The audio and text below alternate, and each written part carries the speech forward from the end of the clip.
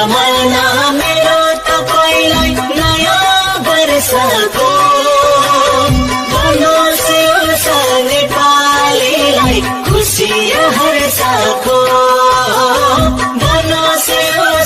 नेपालीलाई खुसी हर्षको प्रत्येक पाइला सफलताको पाइयोस् शिखर टिक्न नपारोस् नेपालीको आँखामा आँसु देख्न नपारोस् नेपालीको आँखामा आँसु देख्न भावमै बित्यो यो साथ भएन कसैलाई हर्ष